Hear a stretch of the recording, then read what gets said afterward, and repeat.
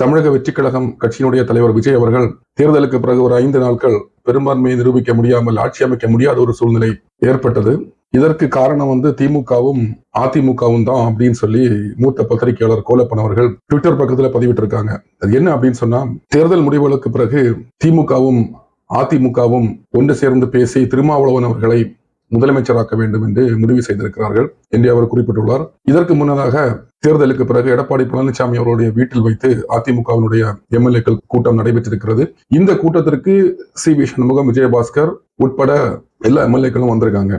அங்க திமுக அதிமுகவுடன் கூட்டணி அமைத்து ஆட்சியில் இருக்கலாம் அப்படின்னு சொல்லி இந்த பேச்சுக்கள் வந்ததாகவும் சி.வி. சண்முகம் தலைமையிலான எம்எல்ஏக்கள் நிராகரித்ததாகவும் கூறப்படுகிறது. அது மட்டுமல்ல, இவ்வளவு நாட்களா நம்ம எதிராளிகள்னு சொன்ன திமுகவிற்கு நேரடி ஆதரவு அளித்து ஆட்சியில் இருப்பதற்கு பதிலாக தமிழக வெற்றிக் கழகத்தினுடைய தலைவர் விஜய் அவர்களுக்கு நம்முடைய ஆதரவை அளிக்கலாம் சி.வி. சண்முகம் தலைமையிலான எம்எல்ஏக்கள் பேசியிருக்காங்க. இது எடப்பாடி பழனிசாமிக்கு சுத்தமா பிடிக்கல.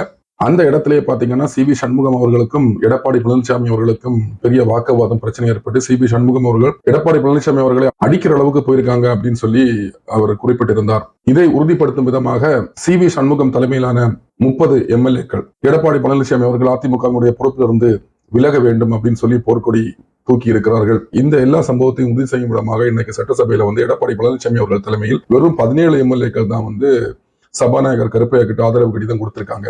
ஆனா அதே நேரத்துல சி.வி. சண்முகம் அவர்கள் தலைமையில் 30 எம்எல்ஏக்கள் சபாநாயகர் அவர்களிடம் ஆதரவு கடிதம் கொடுத்திருக்காங்க. அது மட்டுமல்ல, அந்த கடிதத்துல பாத்தீங்கன்னு சொன்னா சட்டமன்ற குழு தலைவராக வேலுமணி அவர்களையும் கட்சி கொறடாவாக விஜயபாஸ்கர் அவர்களையும் தேர்ந்தெடுத்திருப்பதாக குறிப்பிட்டு கொடுத்திருக்காங்க அந்த கடிதத்தை. இதெல்லாம் பார்க்கும்போது அதிமுக இரண்டாக உடையக்கூடிய ஒரு சூழ்நிலை ஏற்பட்டிருக்கிறது. ஒரு காலத்துல சசிகலா அவர்களுடைய உதவியினால் அதிமுக கட்சியில முதலமைச்சராக பதவியேற்ற எடப்பாடி பழனிசாமி அவர்கள் அரசியல் பண்ணை சசிகலா அவர்களையும் டிடிவி தினகரன் அவர்களையும் ஓபிஎஸ் அவர்களையும் கட்சியிலிருந்தே நீக்கி தனிப்பெரும் தலைவராக அதிமுகவினுடைய பொதுச் செயலாளராக பதவியேற்றார். இன்னைக்கு கொஞ்ச நாளையிலேயே எடப்பாடி பழனிசாமி அவருடைய கையிலிருந்து அதிமுக போகக்கூடிய ஒரு சூழ்நிலை ஏற்பட்டிருக்கிறது என்று பார்க்கும்போது கர்மா ரிட்டர்ன்ஸ் அப்படின்னு தான் சொல்ல முடியும். இனி வரக்கூடிய காலங்களில் சி.வி. சண்முகம் மற்றும் எஸ்.பி. வேலுமணி தலைமையிலான எம்எல்ஏக்கள் 30 எம்எல்ஏக்களும் தாவேகா கட்சிக்கு ஆதரவு கொடுக்க போறாங்களா அப்படின்னு சொல்லி நம்ம பொறுத்திருந்துதான் பார்க்க முடியும். இதை சி.வி. சண்முகம் கிட்ட கேட்டப்ப அவர் என்ன சொல்லியிருக்காரு அப்படின்னு சொன்னா, எவ்வளவு நாள் பொறுத்திருந்தீங்கல்ல, கொஞ்ச நேரம் கூட பொறுத்திருங்க, நாங்க சொல்றோம் அப்படின்னு சொல்லிட்டு போயிருக்காரு. பார்ப்போம் தமிழக அரசியலின் அடுத்த கட்ட நகர்வு எப்படி இருக்க போகிறது என்று.